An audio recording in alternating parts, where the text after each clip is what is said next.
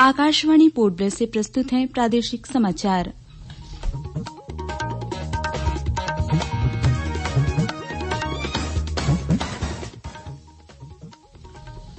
अंडमान निकोबार द्वीप समूह में ओमिक्रॉन के 2 मामले सामने आए।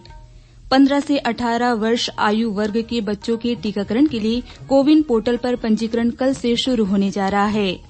द्वीप समूह में बच्चों के टीकाकरण के लिए तैयारियां पूरी कर ली गई हैं।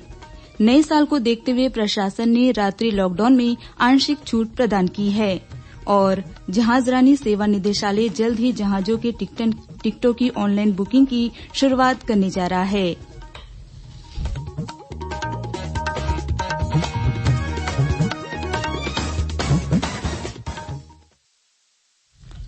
सांध्य समाचारों के साथ मैं अनीता किरकिट्टा।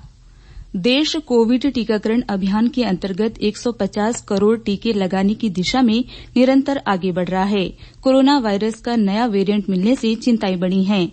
इसे देखते हुए श्रोताओं से हमारी अपील है कि यथाशीघ्र दोनों टीके लगवाएं और अन्य लोगों को भी टीके लगवाने के लिए प्रेरित करें। कृपया 3 सरल उपायों का पालन करें। मास्क लगाएं, 2 गज की सुरक्षित दूरी बनाए रखें, हाथ और चेहरा साफ रखें। कोविड से संबंधित किसी भी जानकारी और मार्गदर्शन के लिए राष्ट्रीय हेल्पलाइन नंबर 011-2397-8046 और 1075 पर संपर्क करें। और अब समाचार विस्तार से। अंडमान निकोबार द्वीप समूह में ओमिक्रॉन के 2 मामले मिले हैं। कोविड-19 के नोडल अधिकारी डॉ अभिजीत राय ने बताया कि ये दोनों ही मामले पर्यटकों के हैं जो अमरीका से दिल्ली होते हुए पोर्ट ब्लेयर पहुंचे थे। इनकी पहचान करने के बाद नमूने जांच के लिए भेजे गए और कल शाम इनकी रिपोर्ट पॉजिटिव आई है। डॉ राय ने कहा कि नए मामलों को देखते हुए अब हवाई अड्डे और बंदरगाहों पर परीक्षण को और बढ़ाया जा रहा है।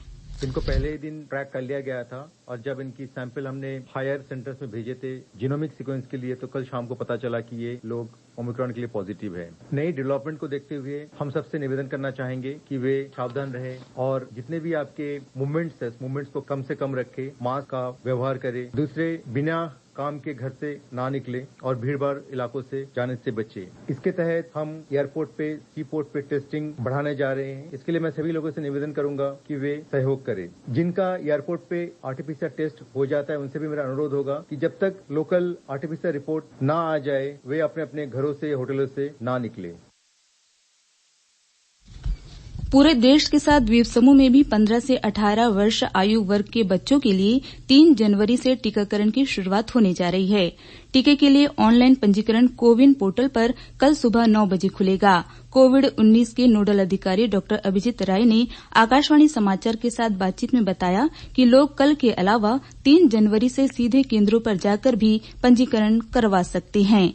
हम पूरे अंडमान तथा निकोबार द्वीप समूह में करीब 29 कोविड वैक्सीनेशन सेंटर जो एग्जिस्टिंग हैं, उनमें बच्चों का टीकाकरण शुरू करने जा रहे हैं। जो बच्चे 15 से 18 साल के बीच में हैं, उनको ये वैक्सीन दिया जाएगा और वैक्सीन का नाम होगा कोवैक्सीन। बच्चे अपने निकटतम सेंटर है वहां पे जाके अपना वैक्सीनेशन लगवा सकते हैं। हम कल सुबह 9 बजे पोर्टल में हम लोग ऑनलाइन रजिस्ट्रेशन शुरू करने जा रहे हैं cowin.gov.in पोर्टल पे। जो लोग इच्छुक है वे लोग जाकर इस पोर्टल में अपना पंजीकरण करा सकते हैं। इसके अलावा जो ऑन साइट होगा, जो सेंटर होगा, वहां पर भी जाकर वो अपना डायरेक्ट रजिस्ट्रेशन करा के वहीं पे वैक्सीनेशन आप ले सकते हो। और 3 तारीख हम इस वैक्सीनेशन के मुहिम का शुरुआत करेंगे।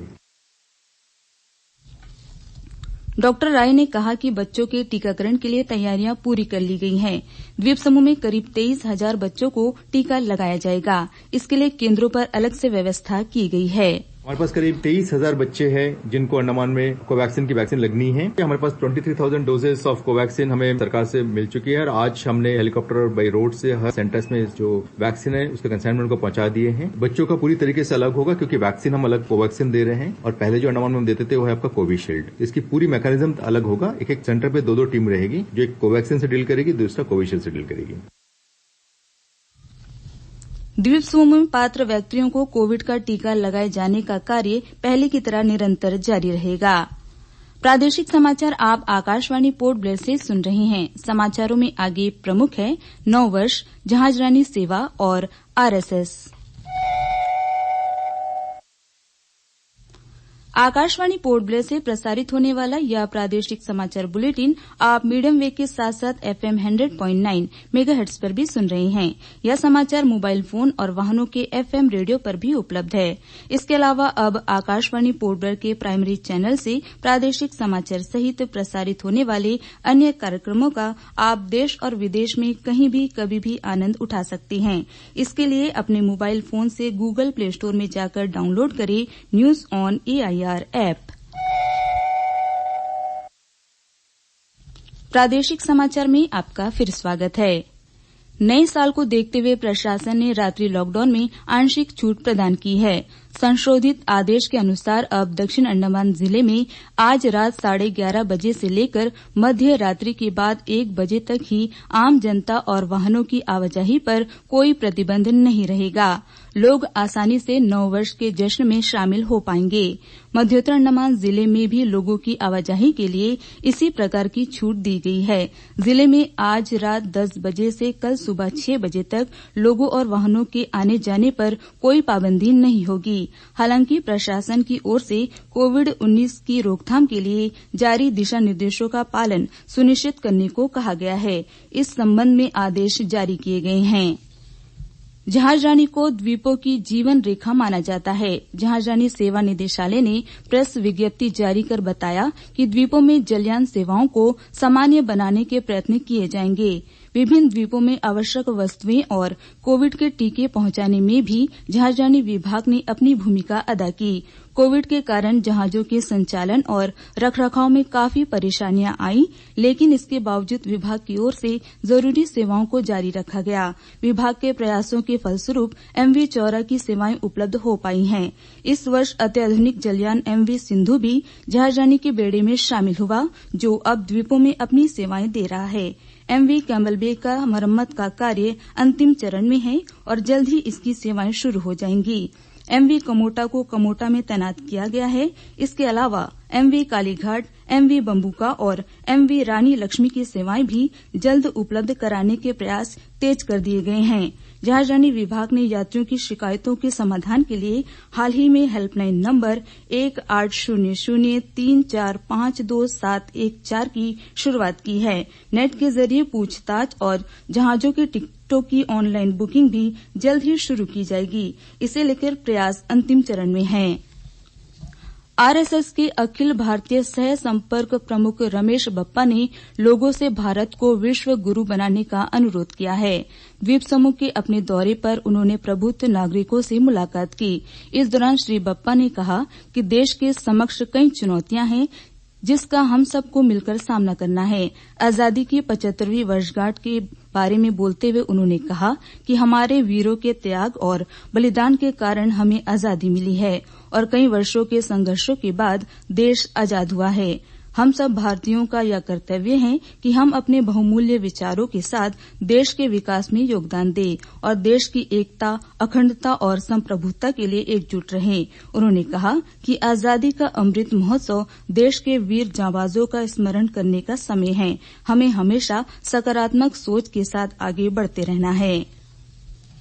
आकाशवाणी पोर्ट ब्लेयर से कल लाइव फोन इन कार्यक्रम हेलो डॉक्टर का प्रसारण किया जाएगा। विषय रहेगा हृदय रोग, कारण, निवारण और उपचार। एनिम्स के डॉक्टर श्रीकांत S विशेषज्ञ के रूप में लोगों से संवाद करेंगे। श्रोता 232-558 और 232-336 पर डायल कर अपने प्रश्न पूछ सकते हैं। कार्यक्रम को कल प्रातः 7:15 से सुना जा सकता है। अंत में मुख्य समाचार एक बार फिर। अंडमान निकोबार द्वीप समूह में ओमिक्रॉन के 2 मामले सामने आए। 15 से 18 वर्ष आयु वर्ग के बच्चों के टीकाकरण के लिए कोविन पोर्टल पर पंजीकरण कल से शुरू होने जा रहा है। द्वीप समूह में बच्चों के टीकाकरण के लिए तैयारियां पूरी कर ली गई हैं। नए साल को देखते हुए प्रशासन ने रात्रि लॉकडाउन में आंशिक छूट प्रदान की है और जहाजरानी सेवा निदेशालय जल्द ही जहाजों के टिकटों की ऑनलाइन बुकिंग की शुरुआत करने जा रहा है। इसके साथ ही प्रादेशिक समाचार का ये बुलेटिन समाप्त हुआ।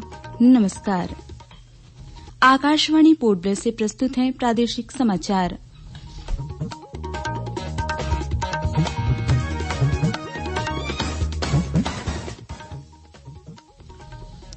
अंडमान निकोबार